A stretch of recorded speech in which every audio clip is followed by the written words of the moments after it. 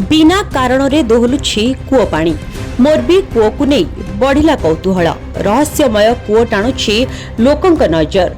गुजरात रो मोरबी रे आश्चर्यजनक दृश्य। बिना कौनसी कारण रे दोहलुछि कूओ पानी। एक प्रकार तरंग सृष्टि हेउछि, जहाकु देखिबाकू लोकंक भीड़ जमिछि। गुजरात रो मोरबी जिल्ला रे थिबा एक कूओ एबे समस्तक आकर्षण केन्द्र बिंदु पलटिछि।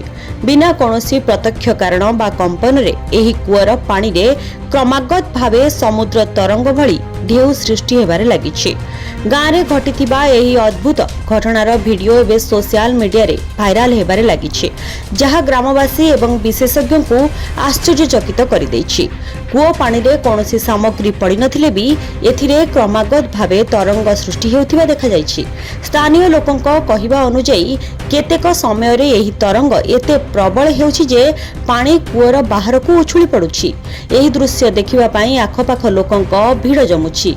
एपरिकी निकटस्थ जातीय राजपथ देई जाउथिबा गाड़ी चालक माने मध्य गाड़ी रखी एही दृश्य को देखुछन्ति।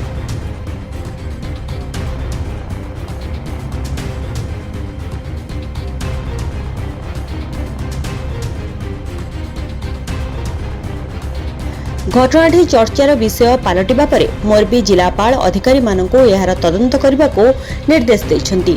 एहा सहित गुजरात भूतल जल गवेषणा संस्थान विशेषज्ञ मानक स्थान परिवर्तन करी एक विस्तृत रिपोर्ट दाखल करने को कहा जायछि।